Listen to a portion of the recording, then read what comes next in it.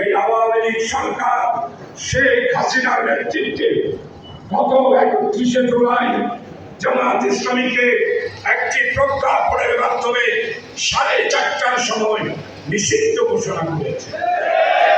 আল্লাহ তাআলার কুদরত, আল্লাহ তাআলার মেহেরবানি। আমি আন্ডারগ্রাউন্ডে ছিলাম, আমি বলেছিলাম এই প্রজ্ঞাপন বেশি দিন থাকবে না। আপনাদের দোয়ায় 5 তারিখ 4:30 বাজে আল্লাহ তাআলা আওয়ামী লীগের স্বৈরাচারী শেখ হাসিনাকে বাংলাদেশ থেকে নিষিদ্ধ করে দিয়ে বিদেশে পালিয়ে যেতে বাধ্য করে। আল্লাহ তাআলা 5 দিনের মাথায় জামাত ইসলামীকে সেনা প্রদানের মাধ্যমে আমাদের আমির জামাতকে জাতীয়ভাবে সম্বোধন করে ডাক্তার শফিক সাহেব আর জামাত ইসলামীর নাম সম্বোধন করে বক্তৃতা শুরু করেছে। যেই গণভবন থেকে প্রজ্ঞাপন দেওয়া হয়েছিল সেই গণভবন এই দেশের মানুষ দখল করে নিয়েছে, শেখ হাসিনাকে গণভবন থেকে তাড়িয়েছে। এটাই হচ্ছে জামাত ইসলামীর ইতিহাস, এটাই হচ্ছে ইসলামী আন্দোলনের ইতিহাস। প্রিয় ভাই সব, ত্যাগ আর কুরবানির মাধ্যমে এই পৃথিবীতে ইসলাম কায়েম হয়েছে। ত্যাগ স্বীকার করেছেন হযরত ইব্রাহিম আলাইহিস সালাম, ত্যাগ স্বীকার করেছেন হযরত ইসমাঈল আলাইহিস সালাম, ত্যাগ স্বীকার করেছেন হযরত মূসা আলাইহিস সালাম, ত্যাগ স্বীকার করেছেন হযরত হারুন আলাইহিস সালাম, ত্যাগ স্বীকার করেছেন হযরত দাউদ আলাইহিস সালাম, ত্যাগ স্বীকার করেছেন হযরত জাকারিয়া আলাইহিস সালাম। সর্বশেষ পৃথিবীতে ইসলাম প্রতিষ্ঠার জন্য সবচেয়ে বেশি কোরবানি দিয়েছেন আমাদের প্রিয় নবী মুহাম্মদ রাসূলুল্লাহ সাল্লাল্লাহু আলাইহি ওয়াসাল্লাম। ত্যাগ স্বীকার করেছেন সাহাবায়ে কেরাম, ত্যাগ স্বীকার করেছেন এই দেশের ইসলামী আন্দোলনের নেতৃবৃন্দরা, ত্যাগ স্বীকার করেছেন হযরত ইমাম আবু হানিফা রাদিয়াল্লাহু আনহু সহ মালিক রাদিয়াল্লাহু আনহু, হাম্বল রাদিয়াল্লাহু আনহু, ইমাম ইবনে তাইমিয়া, সর্বশেষ জামাত ইসলামের নেতৃবৃন্দরা। প্রিয় ভাই আজকে আপনাদের ক্ষেত্রে বলতে চাই, আমাদের জামাত ইসলামের কাজ আমাদেরকে আরো একটু অগ্রসর করে নিয়ে যেতে হবে। বর্তমানে যেই বিজয়, অনেক ভাই অনেকে বলতেছেন আমাদেরকে আরেকটু কোন বিজয়ের দরকার নাই। এই বিজয় আমাদের বিজয়, এই বিজয় জামাত ইসলামের বিজয়, এই বিজয় ইসলামী ছাত্র শিবিরের বিজয়, এই বিজয় বৈষম্য বিরোধী ছাত্র বিরোধী আন্দোলনের বিজয়, এই বিজয় ছাত্র জনতার বিজয়। আগামী দিনের বিজয়, এই বিজয়ের মাধ্যমে বাংলার জমিনে ইসলামী কল্যাণময় রাষ্ট্র প্রতিষ্ঠা হবে।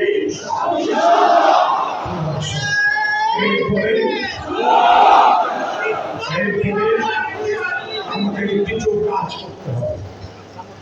কাজের ব্যাপারে সাংগঠনিক সেক্রেটারি শামসুজ্জামান হেলাল দিক নির্দেশনা দিয়েছেন।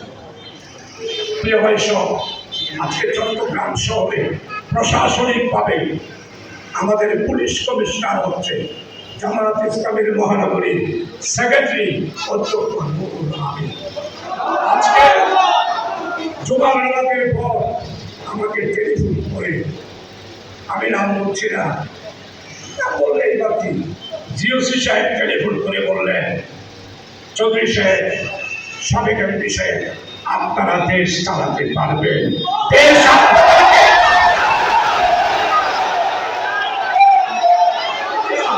আর কি হতে পারে?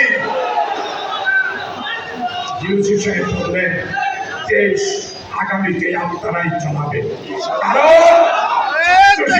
কারণ করেছে ট্রাফিক ব্যবস্থার মাধ্যমে চট্টগ্রাম শহরের শৃঙ্খলা ছাত্র শিবির শিখিয়ে দিয়েছেন। এই জন্য আর বিজয়ের দরকার নাই। এই বিজয়ের সূত্র ধরে ইসলামী রাষ্ট্র কায়েম করতে হবে। এই জন্য আমাদের জামাত ইসলামের সংগঠনকে শক্তিশালী করতে হবে। আপনারা যারা আজকে এখানে উপস্থিত হয়েছেন সবাইকে সাহাবায়ে কেরাম, রাদিয়াল্লাহু আনহুর যে চরিত্র, তাদের যে আখলাক, তাদের যে ত্যাগ এবং কুরবানি, সেটার নজরানা জামাত ইসলামের কর্মী ভাইদেরকে পেশ করতে হবে। এটার জন্য এক নম্বর কাজ হলো সমস্ত জনগণকে, যেমন আমাদের আমির জামাত ঘোষণা করেছেন, যারা আহত হয়েছেন তারা সবাই জামাতের, আমাদের জামাতের জনশক্তি। যারা শাহাদাত বরণ করেছেন তাদের দায়িত্ব আমরা নিলাম।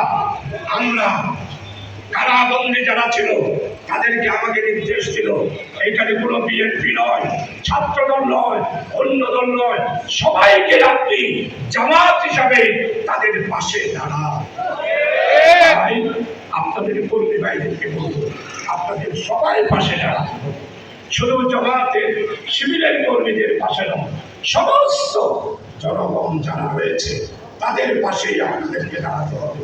রাত্রি গত 6 তারিখ থেকে জামাত কর্মীরা রাত্রি যেইভাবে আপনারা পরিশ্রম করেছেন, আগামীতেও আপনাদেরকে সেইভাবে ত্যাগ স্বীকার করে আপনাদের দায়িত্বগুলো আপনাদেরকে পালন করতে হবে। এই দায়িত্ব হলো জনতার খেদমত করা, জনগণের সেবা করা, জনগণকে ইসলামী আন্দোলনে, ইসলামের দাওয়াত তো দিবে, কিন্তু ইসলামী আন্দোলনে পথে কাতরে সমবেত করার জন্য জনগণকে ইজা নাসরুল্লাহি ওয়াল ফাতহু ওয়া রাআইতান নাস ইয়াদখুলুনা ফি দীনিল্লাহি আফওয়াজা ফাসাব্বিহ বিহামদি রাব্বিকা ওয়াস্তাগফিরুহা। প্রিয় ভাই সব, সূরা নাসরের এই আদেশের ভিত্তিতে বাংলার বাকুড়িয়ার সর্বস্তরের নারী, পুরুষ, শিশু কিছু তাদের কাতারে আপনাদেরকে দাঁড়াতে হবে। আজকের বাকুড়িয়া এই জামাত সম্মেলনের কেটে আমি বাংলাদেশের ইতিহাসের মধ্যে ব্রিটিশ আমল নয়, পাকিস্তান আমল নয়, আজকে বাংলাদেশের 53 বছরে আমাদের বাংলাদেশের ইতিহাসের পাতায় স্বর্ণাক্ষরে লিখিত থাকবে এই বৈষম্য বিরোধী ছাত্র আন্দোলন করতে গিয়ে 24 জন শিশু কিশোর শাহাদাত বরণ করেছে। তারা রাজপথে ছিল না, বাড়িতে ছিল, মায়ের তুলে ছিল, বাপের তুলে ছিল।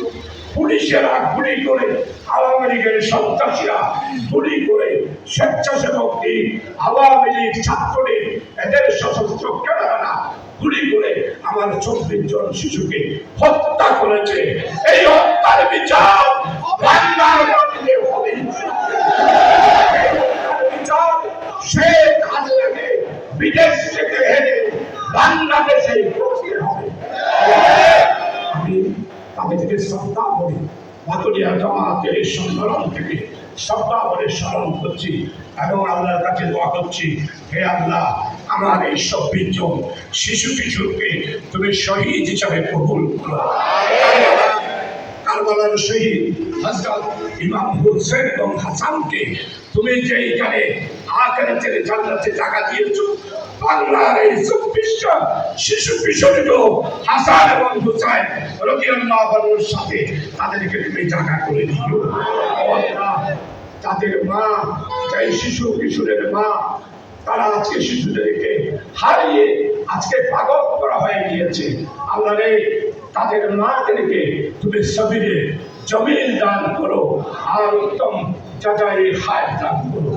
এরপরে এই এই বৈষম্য বিরোধী ছাত্র আন্দোলনের ইতিহাস আমি বর্ণনা করার সময় নেই। সভাপতিকে বলবো, আপনি অবশ্যই এই ব্যাপারে বর্ণনা করবেন। বৈষম্য বিরোধী আন্দোলন বাংলার জনগণের আন্দোলন। এই আন্দোলন বাংলাদেশের সমস্ত নারী, পুরুষ, সর্বস্তরের মানুষের আন্দোলন, শান্তিপূর্ণ আন্দোলনে আজকে দিন বিচারে ঘুরিয়ে ছাড়িয়ে প্রায় 874 জন ভাইদেরকে হত্যা করা হয়েছে।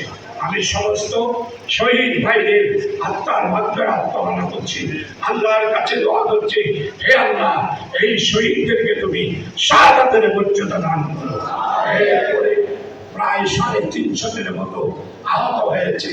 মুরাদপুরে আওয়ামী লীগের আক্রমণ, নিউ মার্কেটের আক্রমণ, দেওয়ানহাটে আক্রমণ, মালদার বাজারের আক্রমণ, চট্টগ্রাম বিশ্ববিদ্যালয়, আন্তর্জাতিক ইসলামী বিশ্ববিদ্যালয়, Chittagong college, Mohsin college, medical কলেজের ছাত্ররা আজকে প্রায় 350 মতো সাধারণ মানুষ সহ মেডিকেল কলেজ হাসপাতালে চিকিৎসাধীন রয়েছে। কিছু ন্যাশনাল হাসপাতালে, কিছু মেট্রোপলিটন হাসপাতালে, আর কিছু পারবীয় হাসপাতালে চিকিৎসা করছে। আমরা বাংলাদেশ জামাত ইসলামী আজকে প্রেসিডেন্ট যারা আছে তাদের কাছে বলতে চাই, আমরা তাদের চিকিৎসার দায়িত্ব আমরা নিয়েছি, সরকারকে বলেছি আমরা তাদেরকে চিকিৎসা দেব। এই পর্যন্ত চিকিৎসায় অনেক টাকা এখনো আমি টাকা দিয়ে আসলাম। আমি আজকে এই সংগ্রাম থেকে তাদের সুস্থতা কামনা করছি। হে আল্লাহ, তুমি আসো, তাদেরকে সুস্থ করে দিই। প্রিয় ভাই বাকলিয়ার আজকে এই কর্মী সম্মেলনে আর্থিক বক্তব্য না রেখে সর্বশেষে একটি কথা অনুরোধ করবো যে কোনো অবস্থায় আপনারা জানেন ওবায়দুল কাদের তুফাইল আহমদ পার্লামেন্টে বলেছিল আওয়ামী লীগ যদি ক্ষমতায় না থাকে বাংলাদেশে জামাত শিবিরেরা প্রাণ রক্ত দিয়ে 2 লক্ষ মানুষকে হত্যা করবে। আপনি তো বাজায় আছেন,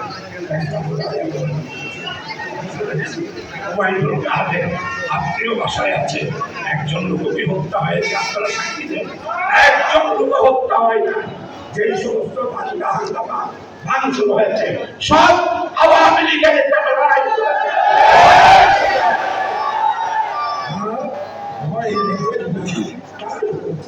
আজকে যুবাকে আমি তো সময় মধ্যে বক্তব্য রেখেছি। আজকে আমাদের চিহ্ন তারা ফার্নিচারের সাথে দোকানের মধ্যে নিয়ে এসেছে, ঘরের সামনে ফার্নিচার নিয়ে এসেছে। আমরা দোকান নামাতে শান্তি মিছিল করবো, তারপর তারা ফার্নিচারের মধ্যে আগুন দিয়া বলবে যে আমাদের জামাত আত্মগ্রহণ করেছে। এই খবর বাবার সাথে সাথে জিও থেকে টেলিফোন করলাম, কয়েকটা বাড়ির ঠিকানা দিলাম, সাহা করে সেনাবাহিনী দিয়েছি, দল ঘেরাও করে সব কিছু জবান রেখে দিয়েছি। আগুন দেওয়ার আর সুযোগ পাই না। আপনারা আমাদের ভাই, আপনারা আমাদের নাগরিক, আপনারাও আজকে কি করতে চাইছেন? আপনারা যাত্রামোহন সেন হলে মা লক্ষ্মী যেই উপাসনালয় আছে, মন্দির আছে, সেখানে আগুন দিতে চেয়েছিল। আমি সেনাবাহিনী পাঠাইয়া গাড়ি যখন দিলাম, আপনাদের ছেলে যারা আগুন দিতে এসেছিল লেস করে দিয়ে ওইখান থেকে পালায়। এইভাবে আরো অন্যান্য জায়গায় চেয়েছিল। এই জন্য আমি এগুলো আপনাদেরকে সফল করছি। আপনারা আমরা কেউ কিছু করবো না, তারাই তাদের বাড়িতে আগুন দিয়ে জামাত শিবিরের বিরুদ্ধে হত্যাদি করার জন্য চক্রান্ত করছে। এই জন্য আপনারা সবাই হুঁশিয়ার থাকবেন। আমি নুরুল আমিন সাহেব আমাদের কমিশনার তাকে এগুলো বলেছি, জামাতকে এলাক করে দেন, আওয়ামী লীগের বাড়ি পাহারা দেন, মন্দির পাহারা দেন, নেতৃবৃন্দদেরকে পাহারা দেন। এইভাবে করি আমাদেরকে হুঁশিয়ার থাকতে হবে। কোনো অবস্থায় কোনো ধরনের বিশৃঙ্খলা ভেদাভেদ এগুলো আমাদের করা যাবে না। আমরা জামাতের কর্মী, ইসলামী আন্দোলনের কর্মী, আমরা বাংলার বুকে ইসলামকে কায়েম করার জন্য কাজ করে যাচ্ছি। এই কাজ জিহাদের কাজ, এই কাজ নবীওয়ালা কাজ, এই কাজ কোরআনওয়ালা কাজ, এই কাজ ইসলামী আন্দোলনের কাজ। তাই আমার প্রিয় ভাইদেরকে বলবো, আসো সবসময় খেয়াল রাখবেন আমরা ইসলামী আন্দোলনের জনশক্তি। আমাদের হাত দিয়ে কোনো অবস্থায় আল্লাহ পছন্দ করেন না এইরকম কোনো কাজ আমরা করবো না। আল্লাহ তাআলা পছন্দ করেন না এইরকম কোনো কাজ করবেন না। আল্লাহ যা পছন্দ করেন সেই কাজ কোরআন অনুসারে, হাদিস অনুসারে আমাদেরকে এই দায়িত্ব পালন করতে হবে। প্রিয় ভাই সব আসুন, সামনের দিনে রাজপথে জামাতের বলিষ্ঠ ভূমিকা রাখার আহ্বান দেখে আমার জন্য তো আছে। আমার বক্তব্য এখানে শেষ হচ্ছে। আল্লাহ হাফেজ। বাংলাদেশ জিন্দাবাদ, বাংলাদেশ জামাত ইসলামী জিন্দাবাদ।